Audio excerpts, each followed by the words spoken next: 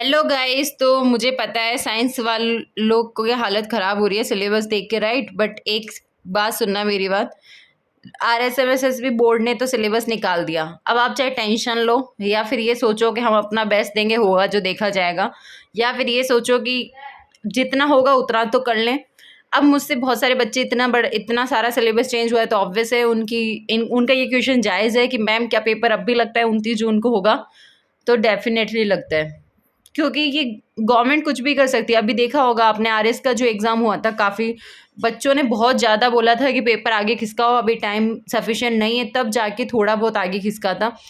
वो भी I think 10-15 दिन, अदरवाइज टाइम पर ही हुआ था पेपर। और आपको भी पता है नेक्स्ट डे इलेक्शन है, तो गवर्नमेंट खुद चाह रही है कि जल्दी से जल्दी सारी वैकेंसीज़ को अच्छे से निपटा दे, ठीक है। अब उन्होंने सिलेबस इतना बड़ा चेंज किया है तो ऑब्वियस है आपका आपका ये सवाल जायज़ है कि आप लोग अगर कुछ हो सके, जैसे अपने ग्रुप में भी एक बच्चे ने डाला था कि आप इस नंबर पे कॉल करो और ज़्यादा से ज़्यादा बोलो कि प्लीज़ इस पेपर को आगे करो 2 महीने कम से कम, अगर हो पाए, अगर आपको लगे कि हाँ होना चाहिए तो आप लोग भी ऐसा कर सकते हो। क्योंकि अभी जैसे आपको पता है कि उपेंद्र यादव जी को कोई भी अपनी प्रॉब्लम बताता है तो वो कुछ ना कुछ तो उनके लिए करते ही हैं। बट इसका मतलब ये नहीं है कि आप लोग जाके पढ़ाई वढ़ाई छोड़ के दंगे फसाद करने लग जाओ, राइट। इसका ये मतलब कतई नहीं है। एक वो चीज़ होती है ना, एक अपील करना कि अगर ऐसा कुछ हो तो बढ़िया है, हमें थोड़ा और टाइम मिल जाएगा, तो सिर्फ इसलिए बोला है वो चीज़ मैंने। अदरवाइज मैं इन चीज़ों को प्रमोट नहीं करती। मैं आपको यही बोलूँगी जितना हो सके कम से कम पढ़ लो। अभी मेरे एक स्टूडेंट से बात चल रही थी कमेंट बॉक्स में, राइट। उसका कमेंट था कि देख लो जो मैंने कहा वही हुआ। उन्होंने यही बोला था, जो भी हैं वो, कि है ना 2 पेपर होंगे और उसके बाद में साइकोलॉजी भी एड होगी। पर मैंने ही बिलीव नहीं किया, क्योंकि देखना था कि एक बार सिलेबस आ जाए उसी के बाद ही बात कर लेते हैं इस टॉपिक के बारे में, है ना। तो मैंने मजाक में ऐसे ही बोल दिया कि RSMSS भी बोर्ड में हो गया, राइट। तो मैं आपको सिर्फ इतना बोल रही हूँ कि और फिर पता है मैंने क्वेश्चन क्या किया, मैंने कहा अगर हो तो अब बता दो कि कौन से बच्चों को ये तैयारी करनी चाहिए। तो ये छोटी सी बात है बट सीरियसली मुझे बहुत हंसी आई। मैं रिप्लाई आया था कि मतलब 2nd ग्रेड वालों को। अब एक सोचने वाली बात है कि वो तो मतलब होगा कोई एक स्टूडेंट जो ऐसे मैसेज कमेंट कर रहा था, बट लिटरली, और हो सकता है पहले पता हो, क्योंकि एक 2021 में भी नोटिस आया था सितंबर के आसपास कि आपके 2 पेपर होंगे, ये होगा वो होगा। पर बात ये थी कि इतना कम टाइम है तो क्या पता चेंजेस ना करें, क्योंकि गवर्नमेंट कुछ भी कर सकती थी, बट फिर भी कर दिए तो कर दिए। तो उन्होंने बोला कि जो 2nd ग्रेड की तैयारी कर रहे हैं ना उनको ही पेपर देना चाहिए। ये कोई पॉसिबल है क्या? क्योंकि जो लीव असिस्टेंट के पेपर देते हैं, आप लोगों को भी बताया कि हाँ फॉर्म भरने वाले बहुत है, बट क्वालिफिकेशन क्या है इसकी? ओनली 12th है, राइट। तो 12th वाले स्टूडेंट्स के लिए इतना सब कि इंडिया लेवल की जीके और वर्ल्ड लेवल की और साइकोलॉजी, और ये शायद दुश्मनी थी या है ना पिछले जन्म की या इसी जन्म की साइंस वालों के साथ में। साइंस वालों की हालत वाकई में ख़राब कर रखी है। बट मैं आपसे यही बोलूँगी, अब होना था जो हो गया। आर्ट्स वालों का एक ही पेपर, अगर कोई आर्ट्स वाला अभी भी ये वीडियो देख रहा है तो मैं पहले ही बोल देती हूँ आपके लिए वीडियो नहीं है ना। क्योंकि चैनल कॉमन है तो आर्ट्स वाले बच्चे भी जुड़े हुए हैं, फिर वो मैसेज करके बार बार बोलेंगे कि मैम 2 पेपर नहीं है, एक ही है। तो पहले ही बता देती हूँ, आर्ट्स वालों का एक ही पेपर है, वही 300 नंबर का होने वाला है, ठीक है।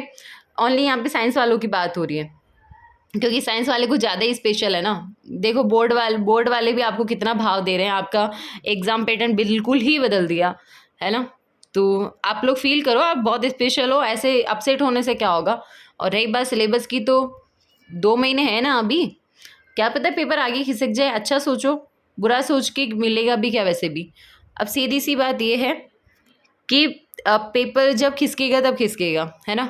कल कुछ सोचने दो, क्योंकि ऐसे ही तो नहीं सोच सकती कि आगे कैसे तैयारी करे, कैसे मैनेज करे, कैसे क्या करे। उस मुझे भी थोड़ा बहुत टाइम लगता है सोचने के लिए, तो है ना। अभी सिलेबस देख के ही हालत ख़राब है, ये सोच के कि अब मैं कैसे गाइड करूँगी बच्चों को। ऑब्वियस है यार, कुछ भी प्रॉब्लम होती है तो आप एक कमेंट करते हो, और आपने देखा होगा मैं हर कमेंट का रिप्लाई करती हूँ, क्योंकि टाइम होता है तो मैं कर देती हूँ, नहीं होता है तो बात अलग है। देखो साइंस में दिक्कत नहीं है, साइंस का सिलेबस ऑलमोस्ट सेम है, मुझे कहीं डिफरेंस नहीं दिखा। अगर किसी को लगा है कि साइंस में भी कुछ चेंजेस हुए तो आप मुझे कमेंट बॉक्स में टाइप कर सकते हो। मेरा ध्यान आई थिंक गया नहीं होगा, या फिर मैंने सीरियसली मुझे नहीं लगा साइंस में कुछ भी चेंजेस हुआ है। और ठीक है, वो तो पहले भी 200 नंबर का होता था, अब भी 200 नंबर का है। बात हो रही है यहाँ पे पहले पेपर की, राजस्थान जीके की।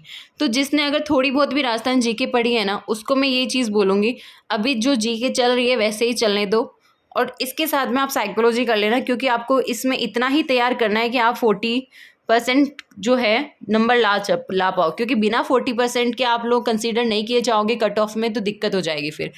तो आपको इस पेपर को इतना ही तैयार करना है 50% जितना, ताकि हद अगर कट पेट के 40% तो आपके आ जाए, ठीक है।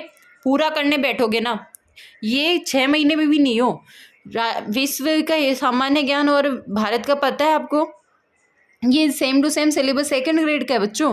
विश्व का, भारत का, साइकोलॉजी, ये सब करने बैठोगे ना, और को इनकी मतलब क्या ही बताऊँ मैं, मेरे को खुद को इतना गुस्सा आ रहा है ना कि ना तो इन्होंने ये बताया कि विश्व के सामान्य ज्ञान में कौन कौन से टॉपिक आने वाले हैं, ना इन्होंने ये बताया कि भारत के में कौन कौन से पढ़ने, ओनली राजस्थान का बता दिया। अब इतना वेट तो इन्होंने सिलेबस का करवाया और अब इतना ही वेट ये टॉपिक के करवाएंगे। ना ही इन्होंने ये बताया कि साइकोलॉजी में कौन कौन से टॉपिक, आपको पता है साइकोलॉजी कितनी डिटेल में आती है। साइकोलॉजी नीट में भी आती है, सेकंड ग्रेड में भी आती है, फर्स्ट ग्रेड में भी आती है। तो कौन से लेवल की साइकोलॉजी पूछ रहा है भाई लेब असिस्टेंट में, कुछ कंफर्म नहीं बताया। अब सीधी सी बात ये, आपको पता होगा अभी थोड़े टाइम पहले रीट का सिलेबस आया था, फिर क्या हुआ, उपेन्द्र यादव जी को बहुत सारी रिक्वेस्ट की गई बच्चों के द्वारा, तब जाकर एक और सिलेबस निकाला गया है ना।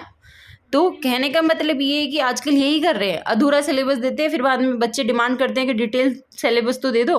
अब ये भी आपको पूरा लग रहा होगा, मुझे तो ये साइंस वालों के लिए तो अधूरा है, क्योंकि साइंस वालों के में अगर भारत का और विश्व के बारे में हर चीज़ जोड़ी है सामान्य ज्ञान से रिलेटेड, तो बताना तो चाहिए था आपको। पढ़ना क्या है, आती तो भौतिकी भी है, ऐसे तो ज्योग्राफी भी आता है, इतिहास भी आती है, तो पढ़े क्या बच्चे।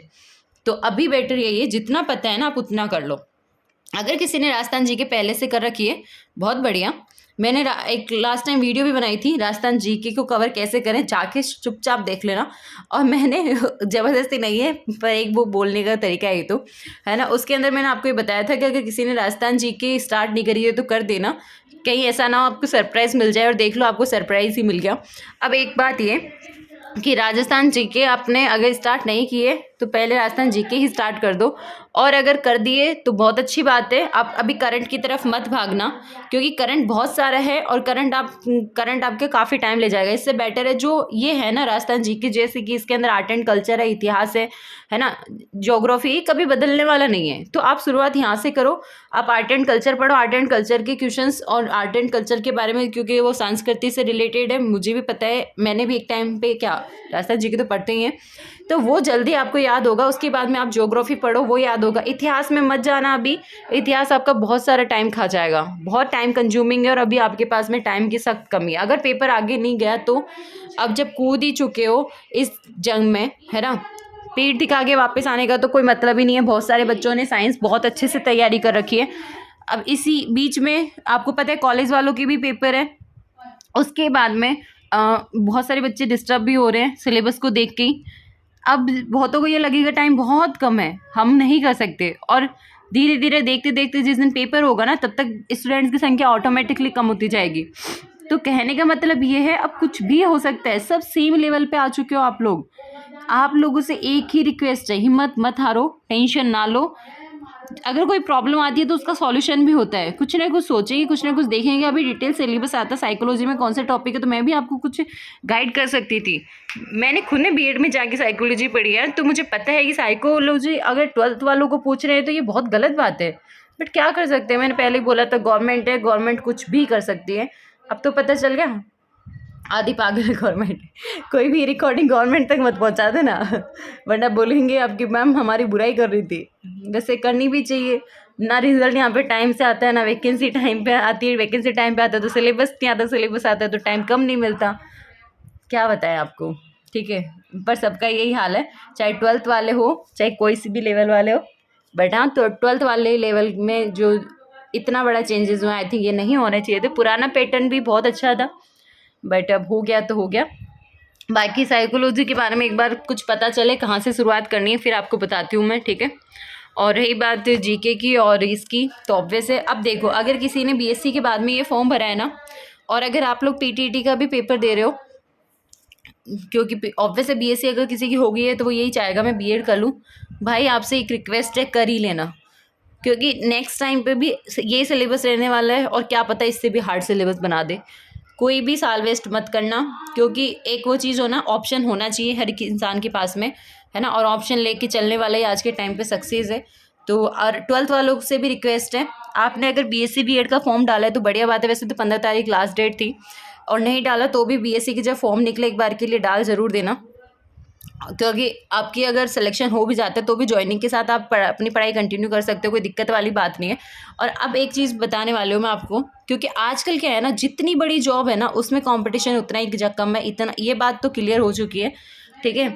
अभी जैसे कोई कॉलेज प्रोफेसर के लिए तैयारी करता है, लिटरली नेट जिनका निकलता है वही लोग ये अप्लाई कर पाते हैं, और नेट निकलना कोई आम बात नहीं है। सेकेंड ग्रेड में कंपटीशन उससे कम मिलेगा आपको, नहीं फर्स्ट ग्रेड में आपको उससे कम मिलेगा, सेकंड ग्रेड में आपको फर्स्ट ग्रेड से ज़्यादा मिलेगा। और रीट के अंदर देखना अभी आई थिंक 45,000 समथिंग सीटें, उसके अंदर देखना कितने लाखों में फॉर्म आते हैं। तो कहने का मतलब ये है, अगर कोई सोच रहा है ना कि 12th के बाद में जॉब करनी है, ऑब्वियस है करो, अगर आप में पोटेंशियल है, अगर आप मेहनत करोगे आप जॉब लग भी जाओगे, और लगनी भी चाहिए, ठीक है। हिम्मत नहीं हारनी है, एंड तक लड़ना है। ये कोई नहीं सोचेगा कि बीएससी वाले भरेंगे, ये भरेंगे, वो भरेंगे, अरे पढ़ने वालों के ऊपर डिपेंड करता है यार। बहुत से लोग ऐसे होते हैं जो बीएससी करने के बाद भी कुछ नहीं कर पाते। अब बीएससी वाले दिल पर मत ले लेना, ये 12th वालों के लिए सिर्फ मोटिवेशन था। अब ये मत सोचना 12th वालों के लिए कि मैम फेंक रही है, नहीं, आप पढ़ोगे नहीं तो सिलेक्शन कैसे होगा। चुपचाप शांति से पढ़ने बैठ जाना आज से। अभी अनमोल का मैसेज था ग्रुप में, बहुत अच्छा मैसेज था कि अब दिन रात एक करके पढ़ाई करनी है, टाइम बहुत कम है। गुड, यही होना चाहिए बस। अब मेरे ग्रुप में जो सीरियस बच्चे हैं ना, कुछ हैं बट लिटरली इतना पोटेंशियल है उनमें कि वो अपनी एक सीट तो फिक्स कर ही सकते हैं, ठीक है। तो आप लोगों से एक रिक्वेस्ट है, शांति से पढ़ लीजिए। अब सिलेबस आना था, बहुत वेट हो रहा था, आप ही को जल्दी थी सिलेबस आने की। अब खुश हो ना, क्यों दुखी हो? अब तो पता चल गया कहाँ से क्या पढ़ना है। हालत ख़राब हो गई ना, कोई बात नहीं, मिल के देखेंगे, ठीक है। बताऊंगी आपको मैं कैसे क्या करना है, एक बार पता तो चले कि, क्योंकि देखो अभी बताने जैसा कुछ है नहीं है। साइंस वही है एज इट इज़, और जीके भी वही है राजस्थान वाली। तो बाकी जो अलग है उसके सिर्फ नाम मिले आपको, ये किसी ने नहीं बताया कि किस में कौन सा टॉपिक है गाइस। तो अभी मैं क्या सजेस्ट करूँ आपको कि कहाँ से शुरुआत करनी चाहिए। रही बात टाइम मैनेजमेंट की, तो देखो अब तो पता चल ही गया, 2 पेपर है तो दोनों को बराबर टाइम देख के साथ साथ चलना है, ठीक है। मिलते हैं किसी नेक्स्ट वीडियो में। पर आपसे अभी भी यही बोलूँगी, सिलेबस देख के कोई भी हताश मत होना। आखिरी पता है, जंग वही जीता जो आखिर तक लड़ता है। और अगर आखिर तक आप लोग लड़े और अगर हार भी जाते हो ना 1%, तो भी उसमें भी खुशी होती है, क्योंकि आपको कम से कम ये तो नहीं होगा मैंने मेहनत नहीं की। मेहनत तो काम आती ही है, और पढ़ाई कभी वेस्ट नहीं जाती, ठीक है। तो पढ़ना तो है ही है, ठीक है। कोई अभी ये सोच रहा है कि सिलेबस इतना ज़्यादा, और ये वो फॉर्म भरा है ना, लगाए हैं ना 4500 रुपये, सॉरी 450 रुपये जनरल वालों ने, है ना। और आई थिंक 400 और 350 रुपये अदर कैटेगरीज वालों ने, क्योंकि मैंने आपको नोटिफिकेशन पढ़ के बताया था। तो अब एज इट इज़ तो हर चीज़ याद नहीं रहती ना यार। बट आपको यही कहना था, फॉर्म के पैसे लगाए हैं ना, गवर्नमेंट को डोनेशन थोड़ी दिया है, पेपर देकर देखने और सिलेक्शन लेने के लिए लगाए थे ना। तो उन पे फॉर्म वाले पैसों की लाज रख लो थोड़ी, और शांति से दिमाग में बैठा लो कि पढ़ाई तो करनी है, चाहे होगा जो देखा जाएगा। और बाय द वे कुछ बच्चे हैं ग्रुप में अनमोल जैसे, आप चाहो तो ग्रुप में जुड़ के इनसे बात करके सजेशन भी ले सकते हो। वाकई में बहुत पढ़ाकू टाइप का बच्चा है। अभी बोलेगा मैम थैंक यू, बट ऐसा नहीं है कि मैं उसको पर्सनली जानती हूँ, लिटरली नहीं जानती। बट हाँ, ग्रुप के अंदर जैसे कि कोई बात होती है, आपको भी पता है ग्रुप के अंदर कम से कम अभी काफ़ी सारे स्टूडेंट जुड़ चुके हैं। तो किसी को भी हेल्प करनी होती है, किसी को भी कोई भी कुछ भी पूछता है ना, तो सबसे पहले रिप्लाई करता है। और ऐसे बच्चों को आई थिंक अप्रिशिएट करना चाहिए, और ऐसे बच्चों का सिलेक्शन कोई नहीं रोक सकता। आप भी सीरियस होके पढ़ो, है ना, सिलेक्शन तो आप लोगों का भी हो ही जाएगा। तो बस जो पढ़ने वाला है, देखो एक बात याद रखना, ये जो हो रहा है ना सबके साथ हो रहा है, सब सेम हालत पे है। किसी ने अगर बहुत अपर लेवल की पढ़ाई कर रखी थी और किसी ने कुछ भी नहीं कर रखी थी, भाई साहब सब बराबर पे आ गए। किसी ने अगर साइंस अच्छे से कर रखा था, जीके नहीं कर रखा था, वो भी वहीं आ गया है। किसी ने साइंस जीके अच्छी कर रखी थी, साइंस नहीं कर रखा था, वो भी वहीं आ गया। क्योंकि अब 2 पेपर होंगे, दोनों में 40-40% लाना कंपलसरी है। और एक और चीज़ ये दिमाग से निकाल देना, 2 पेपर होंगे पर 40% कॉमन जुड़ेंगे नहीं, 2 पेपर अलग अलग है तो ऑब्वियसली दोनों के 40-40 जुड़ेंगे। और दूसरी बात ये कि अगर आपके एक पेपर में बहुत ज़्यादा नंबर है साइंस में, बट अगर जीके में 40% से नहीं है, तो फिर रोते रह जाओगे, ठीक है। क्योंकि फिर सिलेक्शन नहीं होना, क्योंकि जिसके 40% है उन्हीं को ही कट ऑफ में कंसिडर किया जाएगा। ये बहुत लंबी वीडियो हो गई है, बट मुझे आपको ये चीज़ बोलना जरूरी है, क्योंकि बहुत सारे बच्चों को मैंने ग्रुप में देखा है, सिलेबस इतना बढ़ गया है ना, ऑब्वियस है। हर कोई परेशान है, तो उनको थोड़ा मोटिवेट भी करना था, थोड़ी बातें भी बतानी थी। अब जब सोच ही लिया तैयारी करनी है तो सिलेबस कितना भी बड़ा क्यों ना हो करेंगे, ठीक है। और आपको साइकोलॉजी से रिलेटेड जो भी अभी गाइडेंस या जो भी है मैं आपको बता दूंगी, टेंशन ना लो। बाकी मिलते हैं किसी नेक्स्ट वीडियो में, ठीक है।